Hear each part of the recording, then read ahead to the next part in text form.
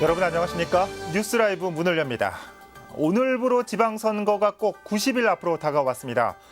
오늘부터는 출판기념회와 현역 의원들의 의정보고 활동이 금지됩니다.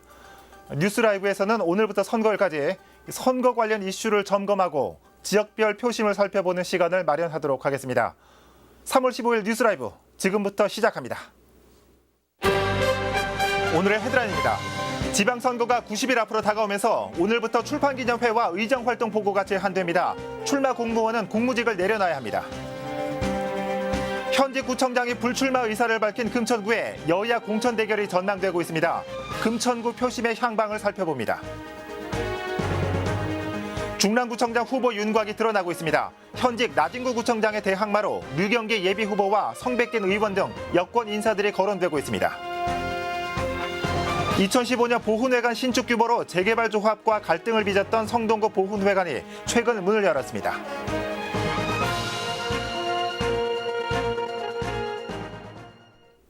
지난 2015년이죠. 이 보훈회관 신축 규모를 두고 재개발 조합과 보훈단체 간의 갈등이 빚어진 바 있습니다. 이 때문에 금호 29역 재개발 지역에 유일하게 보훈회관 건물만 남았었는데요. 최근 예전 갈등이 무색할 만큼 만족스러운 보훈회관이 개관했다고 합니다. 첫 소식 조성엽 기자입니다. 지난 2015년 여름 사람들이 떠나가 음산하기까지 한 금호 29역 재개발 지역에 보훈회관만 유일하게 남았습니다. 재개발 조합으로부터 보훈회관 신축을 약속받았지만 규모와 예산을 두고 갈등이 빚어졌기 때문입니다. 3년이 흐른 이달 이 같은 갈등을 봉합하고 성동 보훈회관이 개관했습니다. 건물은 연면적 1290제곱미터 규모로 애초 보훈단체 측이 원했던 규모엔 못 미치지만 갖출 건 다 갖췄습니다. 지하엔 어르신들의 체력 단련실이 마련됐고 2,000원만 내면 한 끼 식사를 해결할 수 있는 식당이 있습니다. 지상 2층부터 4층엔 광복회와 6.25 참전자회, 월남전 참전자회 등 9개 단체가 입주했습니다.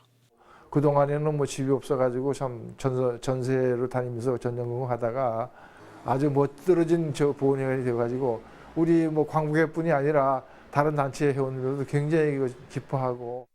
특히 3층엔 역사적인 사건들을 담은 사진들이 가득한 보훈 자료실이 자리 잡았고 4층 한편엔 임의용실도 마련됐습니다. 새 보훈회관은 머리가 희끗한 노년의 학도병이 자부심을 가지기에도 부족함이 없습니다. 보병 따라다니면서 이제 병기 지원하는 부대. 지금 현재로서 뭐 괜찮죠. 잘 그저 마무리된 것 같아요. 보훈회관 건립에 든 예산은 모두 27억 원. 앞으로 이곳에선 합창과 치매 예방 미술 그리고 춤과 민요 교실을 비롯해 역사 강좌 등의 프로그램을 열 예정입니다. 교육지원과랑 연계해서 우리 자라나는 새싹들이 우리 보훈에 관련한 교육의 장이 될 수 있도록 그렇게 할 예정입니다. 8번의 이사 끝에 마침내 완전히 정착한 보훈단체. 보훈회관은 이곳을 집처럼 드나드는 어르신들의 여생을 함께할 곳이 될 전망입니다. 딜라이브 서경기 케이블TV 조성엽입니다. 구로구 고척동 남부교정시설 부지가 곧 개발을 앞둔 가운데 일조권 피해를 우려하는 주민들의 목소리가 높아지고 있습니다. 교정시설 부지 인근에 거주하는 학부모와 시민사회 단체 등 20여 명은 어제 구로구청 앞에서 기자회견을 열고 구청과 교육청, LH와 사업시행자를 향해 대책을 촉구했습니다. 기자회견문에서 학부모들은 남부교정시설 이적지 개발로 향후 고층 아파트가 들어서면 인근의 고척초등학교와 고척중학교에 심각한 일조권 침해가 우려된다고 주장했습니다. 이들은 또 햇빛은 최소한의 인권이라며 학생들의 일조권을 보장하고 현재 진행 중인 사후 교육 환경 평가에 관련 대책이 포함되지 않을 경우 교육청은 이를 부결해야 한다고 강조했습니다.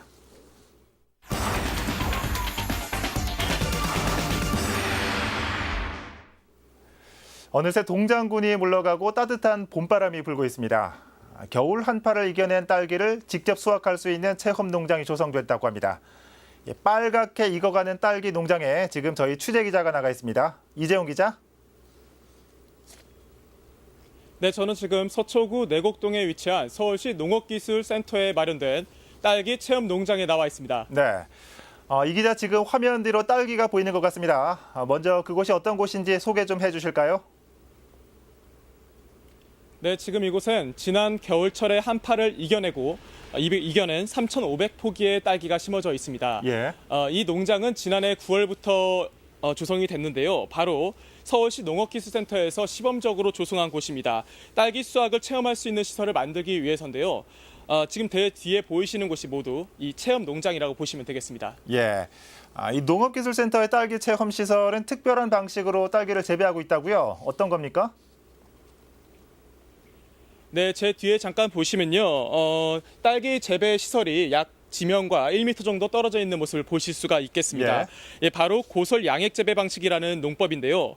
이 농법을 이용하면은 일반 땅 재배와 다르게 50%의 노동력을 절감할 수가 있다고 합니다. 예. 그리고 영양분의 공급이나 산도는 지면과 떨어져 있기 때문에 스마트폰을 통해서 조절을 하고 있다고 하고요. 딸기 수정은 수정벌을 이용해서 진행하고 있고 클로렐라를 일주일에 한 번 주는 방식으로 수확량도 높이고 있다고 합니다. 클로렐라를 주게 되면요, 병에는 90%가 줄게 되고요. 예. 경도가 단단해지기 때문에 30일 동안 부패 방지 효과가 있다고 합니다. 예. 이재용 기자가 맛을 안 봤을 리는 없을 것 같고 맛을 보니까 어떻습니까?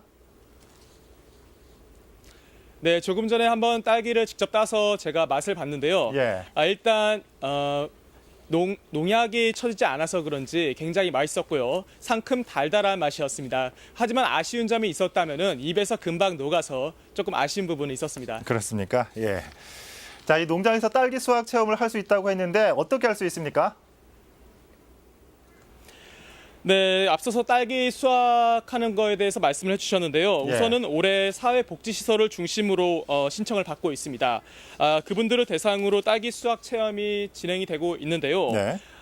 자세한 거는 서울시 농업기술센터에서 나와 계신 정재효 시민교육팀장과 만나서 자세한 이야기 나눠보겠습니다. 예. 안녕하세요. 네, 안녕하세요. 반갑습니다. 네, 일단 먼저 딸기 체험 시설을 조성한 이유가 궁금한데 사업 배경 소개 좀 해주시죠. 네, 우선 딸기 체험 농장을 만든 이유는요. 농산물을 생산하는 단계에서 그걸 가공하고 체험으로 연결하는 6차 산업으로 발전할 수 있는 그러한 모델을 마련하기 위해서 이 시설을 설치하게 됐고요. 또 한 가지는 수경 재배를 갖다가 시민들한테 공부시킬 수 있는 그러한 것을 만들기 위해서 교육장을 조성하게 됐습니다. 네, 그렇군요. 그렇다면 이곳에서는 구체적으로 어떤 체험을 할 수 있는지 소개 좀 해주시죠. 우선 저희 그 센터의 체험장에 오시게 되면 딸기가 어떠한 과정을 거쳐서 생산이 되는지에 대한 설명을 우선 교육을 하게 되겠고요. 그다음 딸기 잼을 같이 한번 만들어 보는 그런 기회를 가질 겁니다. 그리고 나서 오신 분들이 딸기를 마음껏 따드실 수 있게 이 체험장에 와서 딸기를 따드시는 그런 기회를 제공하는 그러한 프로그램을 운영하고 있습니다.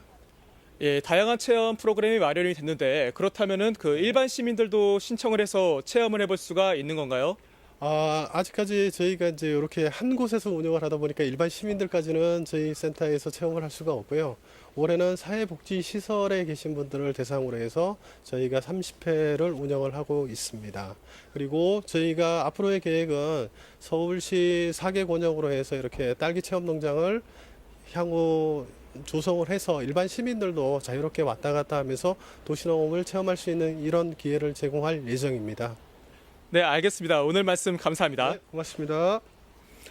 네, 딸기 체험은요, 다음 주 20일부터 시작을 해서 다음 달 30일까지 운영될 예정입니다. 예. 현재로서는 그 사회복지시설을 대상으로 참여 대상을 모집하고 있는데 아직 5자리 정도가 남아있다고 하니까 신청을 해서 이곳에 와서 직접 딸기도 수확해보고 여러 체험 프로그램도 체험해보는 것도 좋을 것 같습니다. 네. 지금까지 서초구 내곡동에서 소식 전해드렸습니다. 네, 이재용 기자 수고했습니다.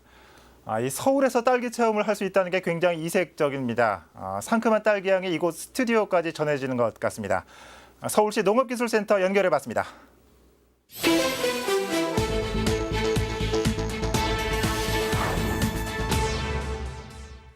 다가구 주택 옥탑방 입구가 연기로 자욱합니다. 오늘 새벽 4시 30분쯤 성동구 용답동의 한 다가구 주택 옥탑방에서 화재가 발생해 20여 분 만에 꺼졌습니다. 이불로 인명피해는 발생하지 않았지만 옥탑방 일부와 가재도구가 불에 타 소방서 추산 3천만 원 상당의 재산 피해가 났습니다. 경찰과 소방당국은 집안에 켜둔 향초불이 주변에 옮겨 붙은 것으로 추정하고 있습니다. 트럭 한 대가 중앙 분리대를 들이받고 멈춰서 있습니다. 오늘 새벽 2시 50분쯤 구로구 서부간선 도로에서 5톤 트럭 한 대가 중앙 가드레일과 충돌했습니다. 이 사고로 운전자 38살 임모 씨가 다쳐 병원으로 옮겨졌습니다. 경찰은 빗길에 미끄러져 사고가 난 것으로 보고 있습니다. 오늘 아침 6시쯤 송파구 문정동의 한 도로에서는 원인 미상의 차량 화재가 발생했습니다. 이 불로 인명피해는 없었으며 승용차 엔진룸에서 시작된 불은 차체 일부를 태우고 10여 분 만에 꺼졌습니다. 뉴스라이브 사건 사고였습니다.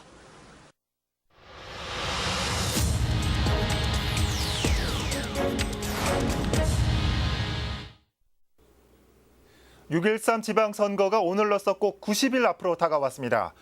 공정한 선거를 위해 오늘부터 선거일까지 제한되는 사항들이 몇 가지 적용됩니다. 이슈체크 6.13, 오늘 첫 순서로 지방선거를 90일 앞두고 일자별로 제한되는 사항들을 정리해 보겠습니다. 자, 먼저 오늘부터 후보자들의 출판기념회가 전면 금지됩니다. 후보자 당사자는 물론 후보자가 저수를 하지 않았더라도 후보와 관련이 있는 내용이 실린 저서라면 출판기념회는 할 수 없습니다. 또한 국회의원과 지방의원은 오늘부터 의정보고회가 금지됩니다. 집회나 인쇄물, 전화 등으로 이루어지는 모든 활동에 제한이 가는데 단 홈페이지나 문자 메시지, 이메일을 활용하는 것은 가능합니다. 선거에 출마하지 않는 현역 의원들도 마찬가지입니다. 이는 후보자 간 선거운동의 기회균등과 선거의 공정성을 위한 조치라고 보시면 되겠습니다. 자, 앞선 사례들이 후보자들과 현역 의원에게 주로 적용되는 점이었다면 지금부터는 선거 사무 관계자가 되려는 분들이 귀 기울여 들으셔야겠습니다. 통장이나 반장, 주민자치위원, 향토예비군 중대장급 이상의 간부가 선거 사무 관계자가 되려면 현재 맡고 있는 직을 오늘까지 그만둬야 합니다. 선거 사무 관계자라고 하면 선거 사무장이나 선거 연락소장, 활동 보조인, 회계 책임자, 투표 참관인 등 선거 캠프 관련 업무를 하는 직책을 말합니다. 주민자치위원은 선거일까지, 그리고 그 밖의 사람은 6월까지는 종전의 직책에 복직할 수 없습니다. 자, 그럼 지금부터는 이 후보가 되려는 자의 공직 사퇴 시점을 살펴보겠습니다. 우선 선거일 전 90일 전, 즉 오늘까지 사퇴해야 하는 경우를 알아보겠습니다. 공무원이나 정부 투자기관, 지방공사의 상근 임원 등이 이번 지방선거에 출마할 경우 오늘까지 공직을 내려놔야 합니다. 그럼 선거일 전 30일, 즉 5월 14일까지 사퇴해야 하는 경우를 살펴볼까요? 이번 선거는 유난히 서울시의원의 구청장 도전이 많죠. 이럴 경우 시의원들은 5월 14일까지 사퇴해야 하고 현재 박영선 의원과 우상호 의원 등의 의사를 밝혔죠. 현직 국회의원이 서울시장에 출마하기 위해서도 선거일 전 30일까지 사퇴해야 합니다. 국회의원이 구청장에 출마할 경우와 구의원이 서울시의원에 출마할 때도 같은 시기가 적용됩니다. 자, 노원병과 송파을 국회의원 재보궐선거의 경우 살펴볼까요? 구청장이 같은 지역 국회의원 재보궐에 출마하는 경우, 즉 노원구 김성환 전 구청장을 예로 들 수 있겠죠.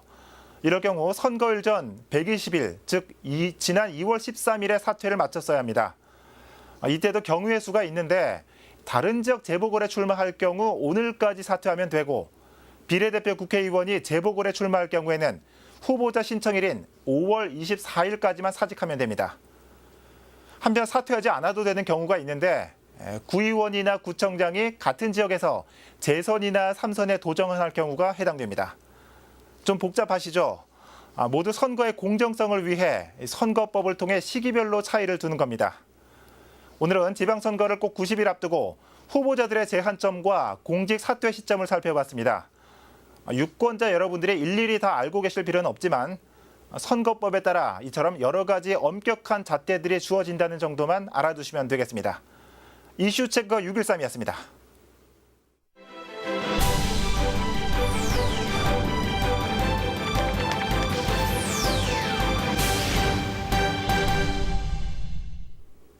유권자 표심의 향방을 결정하는 요소는 다양합니다. 물론 소속 정당이나 인물 등도 있겠지만 그중에 가장 중요한 게 바로 공약이 아닐까 싶습니다.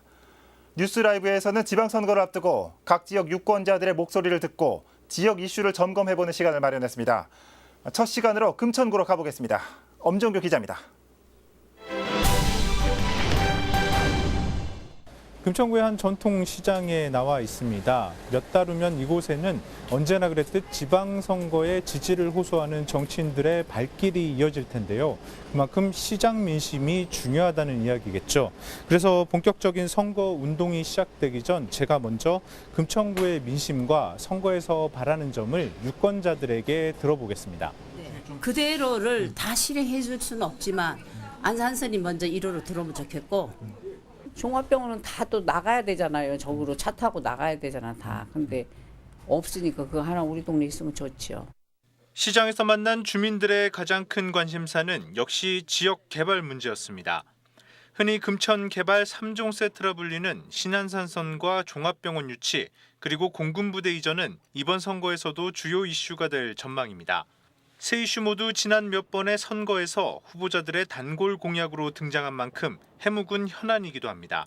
특히 몇 차례 사업 연기 끝에 최근 사업자 선정 막바지 단계인 신안산선을 제외하고 나머지는 아직 구체적인 움직임이 없어 금천구민들의 애를 태우고 있습니다. 이제 경기가 요즘 워낙 안 좋잖아요. 경기가 좀 살았으면 좋겠다는 그런 생각이 드는 거고, 뭐 지방선거 같은 거 있고 그러면 다들 뭐 경제를 살린다고 그렇게 말씀들을 하시지만. 박수 주고 그런 분들이 너무 많아가지고 진짜 집도 없고 그런 분들이 너무 많아요. 그냥 길거리 자시고 자고 그런 분들, 그런 쉼터 그런 거 좀 이렇게 공간 좀 마련해 주셨으면. 지역 경제 활성화 그리고 복지 역시 주민들의 관심사입니다. 경기 위축에 따른 지역 소상공인들의 소득 감소, 또 취약계층 비중이 높은 금천구의 현실과 이를 메꿀 복지 확대, 누가 적임자일지 선택해야 하는 유권자들의 고민 역시 깊어질 수밖에 없습니다. 기존의 정치의 그 출사표를 던지고 나오시는 분들이 그분들이 그 내건 공약 그것만 지켜줘도 저희들이 좀 지금보다 나을 것 같은데 뭐 그 이상 그것만 지켜주신다고 해도 저희들이 더 이상 바랄 게 없고, 뭐 이 불경기가 저희 지역뿐만 아니라 국가적으로 전 세계적으로 불경기니까 저희들이 열심히 노력해서 헤쳐 나가야죠. 그렇게 하겠습니다. 네. 서울의 타 지역에 비해 발전이 더디고 또 그로 인해 주민들은 상대적 박탈감을 안고 있는 금천구. 이번 지방선거 이후에 진행되는 선거에서는 그동안 반복됐던 개발 공약이 사라질 수 있을까요? 딜라이브 서울 경기 케이블 TV 엄종규입니다. 그럼 현재까지 이번 6.13 지방선거에서 금천구청장의 도전장을 내민 예비 후보들을 살펴보겠습니다. 3월 15일 오늘 현재 등록을 완료한 예비 후보는 총 4명입니다. 정당별로는 더불어민주당이 3명, 그리고 바른미래당 1명입니다. 먼저 이 더불어민주당은 3명의 예비 후보 모두 지난 18대 대선에서 당시 문재인 후보 선거 캠프에서 일했다는 공통 분모가 있습니다. 먼저 유성훈 예비 후보는 주요 경력으로 김대중 노무현 대통령 비서실 출신임을 강조하고 있습니다. 다음으로 최규엽 예비 후보는 더불어민주당 중앙당 정책위 부의장 출신이고, 김현석 예비 후보는 서울시 박원순 시장 디지털 보좌관을 거쳤습니다. 야당 예비 후보는 1명입니다. 한국 3D 프린팅 서비스 협회 안영배 협회장이 바른미래당 예비 후보로 이름을 올렸습니다. 이 밖에 현직 서울시 의원이라 아직 예비 후보에 이름을 올리지 않았지만 더불어민주당 오봉수 의원이 공식 출마 선언을 했고, 아직 예비 후보가 없는 자유한국당에서는 한인수 전 금천구청장과 강구덕 서울시 의원이 출마가 거론되고 있는 상황입니다. 현직인 차성수 구청장이 불출마를 선언한 만큼 선거가 가까워질수록 여야 모두 후보 간 공천 경쟁이 치열할 것으로 보입니다. 금천구청장 후보 상황 정리해봤습니다.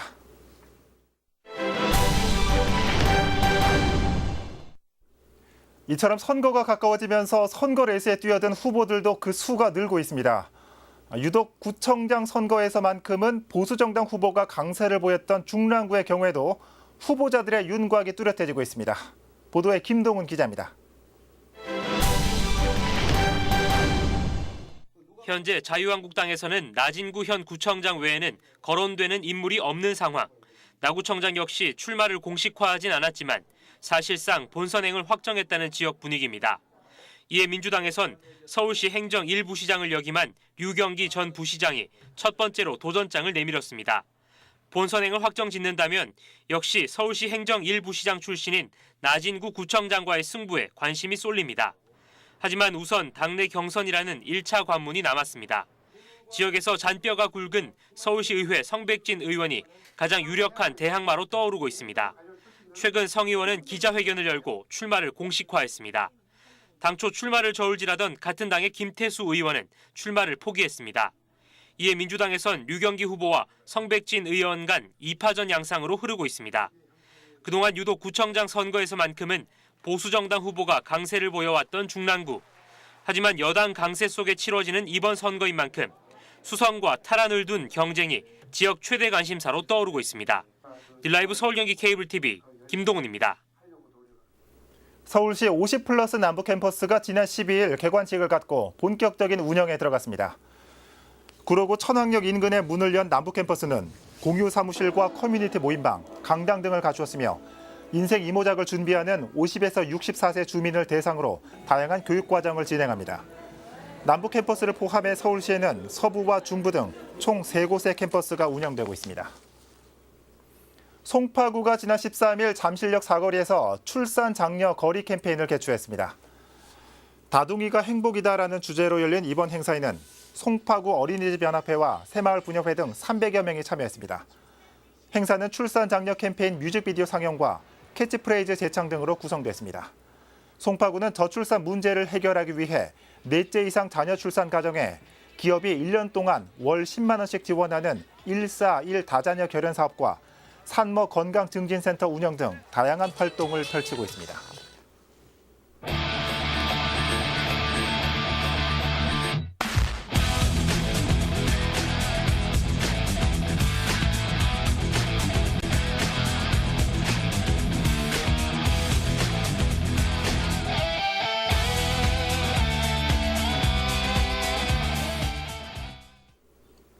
(22도까지) 기록했던 어제 한낮에 에어컨 켜고 운전하셨던 분들 많으셨을 겁니다.